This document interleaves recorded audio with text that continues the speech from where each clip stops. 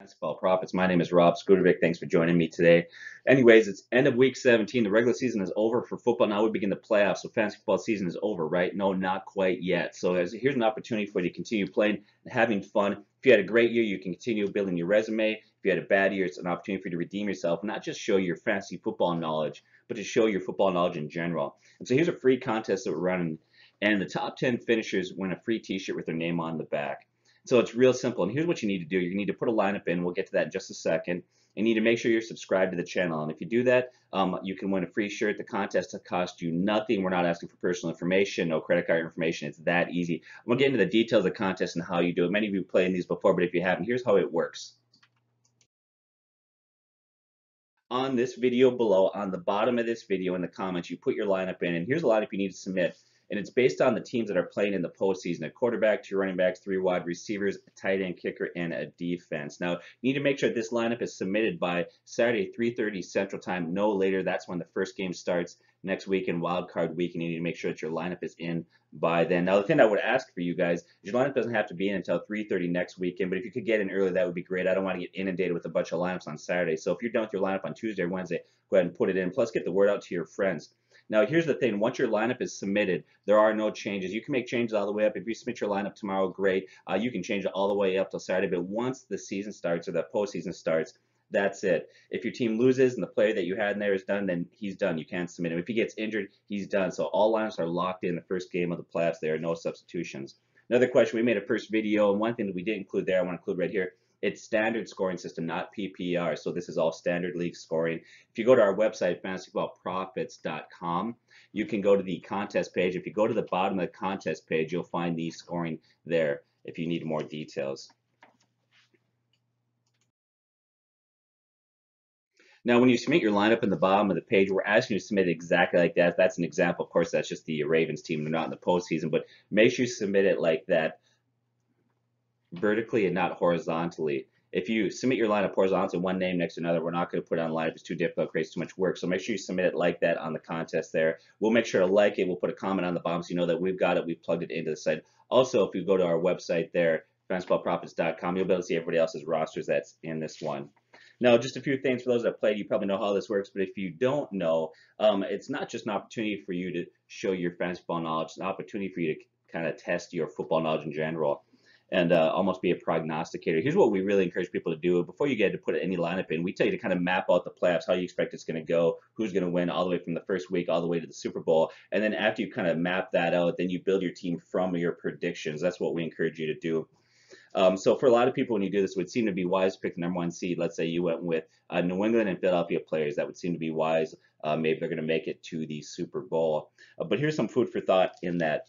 If a wild card team makes a deep run into the playoffs, let's say you go with a lot of Jaguar players and they make it to the Super Bowl, well, people that play in the wild card weekend will get one extra game of statistics versus the other team. So if you're willing to take a chance, that could pay off huge for you. Now, another thing that we had said is Christian helps me with the site. He's my son, so you see him on some videos. He does some work on the technical side of it. And we're both going to put our lineup out there, so you have a chance to compete against that to see how we do. And we're going to give you our predictions. Now, normally I'd like to have time to kind of build this out. I'd wait till the last day, just any last information comes in terms of injuries, weather stuff, etc. But I want to get my lineup out early. So here's how I see the postseason going. And then from this, I built out my lineup. Now, the first thing that I know is some of you are going to wonder, it looks like a real homer pick here because many that follow us know that I'm a Vikings fan. I grew up in Minnesota, but I tell you what, those that really know me know that I try to stay away from Vikings picks, either players or predictions. I tend to go the opposite extreme. I tend to be a little bit cynical when it comes to my Vikings. So I really try to stay away from my bias here. But as you can see, I've got them going to the Super Bowl this year, and I'll just break down. I won't get into a lot of details why, but kind of here's how I see it playing out. Let's look at first the Jags versus the Bills. That one's going to be played in Jacksonville, as you know, and first time that Buffalo has made the postseason. It's been 18 years since they've made the playoffs, so congrats to them. Here's the thing, though. If you look at their best player, really, in my estimation, is McCoy, the running back. He was carted off the field week 17 with a severe ankle injury. Now, they did x-ray it, and it came up negative, so it's not a break, it's a sprain. But if it was that severe that they had to x-ray it and cart him off the field, the likelihood he's going to play in that game is very, very low. He was their best weapon. The offense ran through them for an offense that really wasn't very good to begin with. There's just so many things that are stacked against them at this point. I got to take the Jags at home in this one.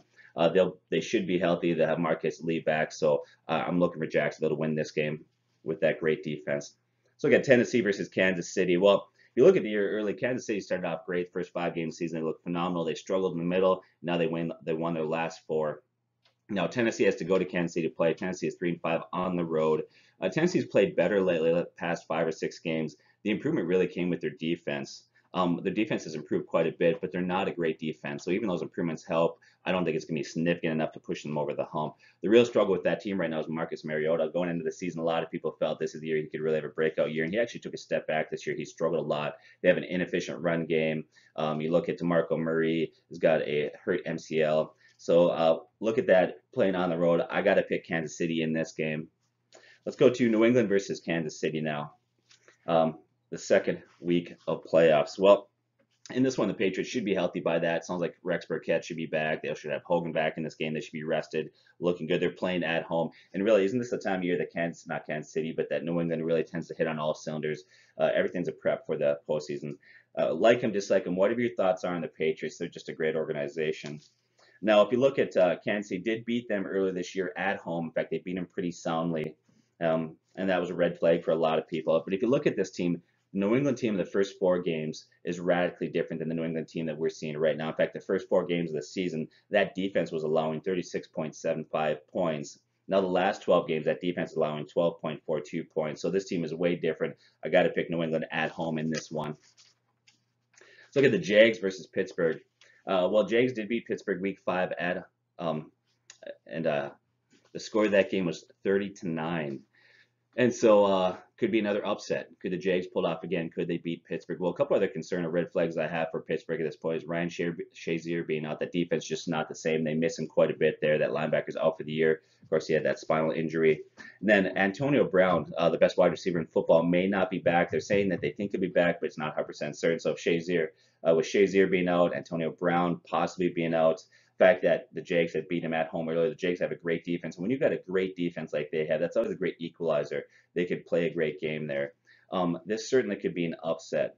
With that said, for me personally, it came down to Blake Bortles. I just don't trust Blake Bortles. I think he turns over the ball in inopportune times. He's not a quarterback that I can trust. So for that reason, I'm going to take Pittsburgh at home.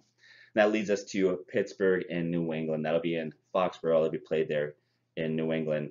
I wish I didn't sound predictable. I wish I could give you some surprising picks here, but I really got to go with the numbers on this one, and I got to see the Patriots win this one and making it to another Super Bowl in that. Let's take a look at the NFC side of it. I got Atlanta versus the Rams. Rams are 4-4 at home, so they're not a great home team, so that's got to be a concern for Rams fans.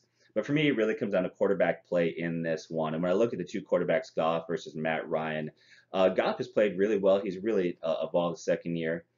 And for me, I'm not a huge Matt Ryan fan. In fact, for a lot of you out there, you're very disappointed Matt Ryan had an off year. Some of you drafted him in the first round. If you looked at our preseason rankings, we cautioned against that. We said that last year what Matt Ryan did was an anomaly. The fact that Shanahan left was going to have a huge effect on him, and it did. He ended up throwing 19 touchdown passes at the end of this year. For me, I just don't trust Matt Ryan. So it comes down to quarterback play in this one, and I take Goff at home. They have more weapons. I think they're a better balanced team. I pick the Rams to win there. Then we look at New Orleans versus Carolina. We'll look at the Saints. Well, the Saints are 7-1 at home. I think they have a more balanced offense. I love what they do with Kamara and Ingram. In fact, you have Drew Brees, veteran quarterback there. Their defense is much improved. In fact, underestimate how well that defense has played lately. In fact, the last time they lost at home was week 2 against New England. So this is a team I got to see them. They're going to beat the struggling Panthers offense right now. Cam Newton just doesn't look good. They don't have a lot of weapons there. Devin Funchess is banged up, so I'm going to take the Saints at home. That puts us to the Rams versus Minnesota. Well, Minnesota 7-1 at home. They played the Rams at home earlier this year and really crushed them. I think the Vikings have a great defense. In fact, statistically, they're the #1 defense in the NFL in terms of points allowed and yards allowed. I expect them to beat the Rams at home again in advance. And that moves us to Philadelphia versus New Orleans. So here's the one upset I have in the postseason right now. I've got New Orleans beating the Eagles, even though it's in Philadelphia, and it comes down to Nick Foles. Nick Foles is no Carson Wentz. In fact, I know a lot of you, us right now, are talking about MVPs. I think that Carson Wentz has to seriously be considered for MVP consideration at this point. He ended up with 33 touchdown passes, only one behind league leader Russell Wilson, and yet he had three less games played than he did.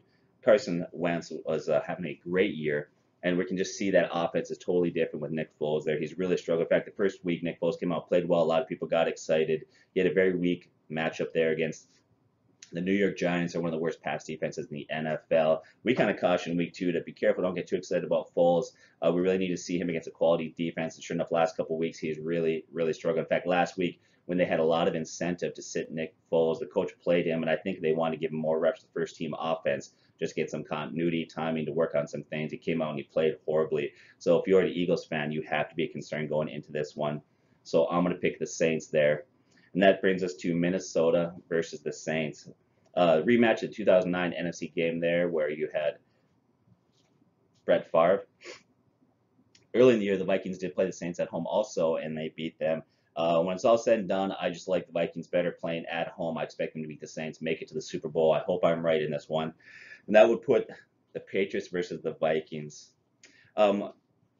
For those that once again think that's a homer pick, and maybe it is, maybe my bias is getting in the way, but when I take a look at the Vikings, they played so well. They're such a well-balanced team. They played good on defense. And you look at the quality teams that they beat this year. They beat the Rams, they beat the Falcons, they beat the Saints. They're tough at home. So this is what I'm going with there. Based on that, here's the lineup that I'm submitting.